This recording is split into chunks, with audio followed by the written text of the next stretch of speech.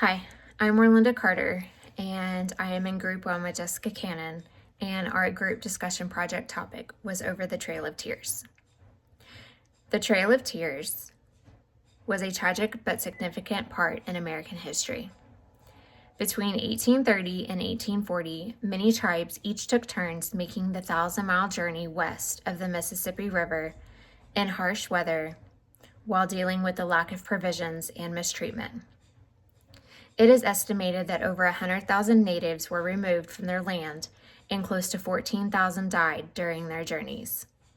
This information comes from Britannica.com 2024.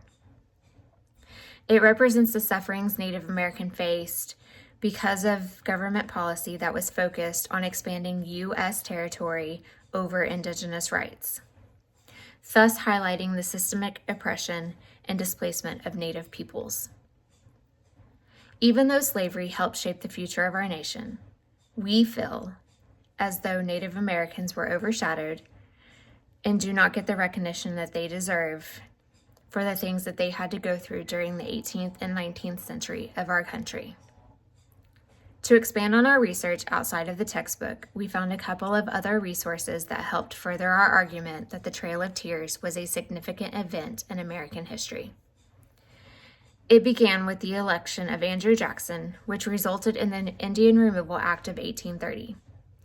The act sought to remove Native Americans from the land east of the Mississippi. The Indian Removal Act affected many tribes, but especially the Cherokee, Creek, Choctaw, Chickasaw, and Seminole. This information comes from the Bill of Rights Institute.org 2025.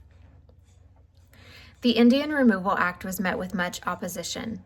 A man named William Penn, whose real name was Jeremiah Evarts, wrote many essays opposing the Removal Act of Native Americans and used the Treaty of Law and Religion in his arguments for the movement.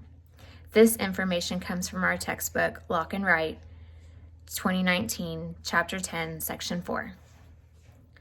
Despite opposition, the Choctaw were first to finalize negotiations over land in 1830. The Chickasaw signed an agreement as early as 1830, but because they chose to finance their own transportation, they would not make the journey until 1837. They would also experience fewer problems than other tribes. The Creek finalized a removal agreement in 1832, but due in part to conflict with Euro-Americans, they did not make the journey until 1836. The Seminole leaders negotiated an agreement with the U.S., but much of the tribe was opposed the agreement, which led to the Second Seminole War that lasted from 1835 to 1842. The Cherokee attempted to use legal actions as a means of resistance. Their lawsuits, Cherokee Nation versus Georgia in 1831 and Worcester versus Georgia in 1832, reached the Supreme Court, but made no difference. Cherokee leaders eventually negotiated an agreement for removal, but there still was opposition among the tribe's people, and in 1838, the U.S. military began to force Cherokee people from their homes. Tribes of the upper and lower Midwest, including, but not limited to, Ojibwa, Ho-Chunk, Sauk, Fox, and Iowa, agreed to relinquish land rights and were moved west in small parties. This information comes from paulsbritannica.com 2017. These events that spanned nearly a decade have had devastating effects on the tribes and continue to influence our perspectives on U.S. policies toward Native American tribal rights and the way Americans see their government. This information comes from frankokhistory.org 2024. As Americans, we should care about the Trail of Tears because it represents a pivotal moment in U.S. history. The forced relocation of thousands of Native Americans from their ancestral lands led to unfathomable suffering, loss of life, and cultural disruption. Understanding this tragedy raises awareness of historical injustices and how it affected modern Native communities.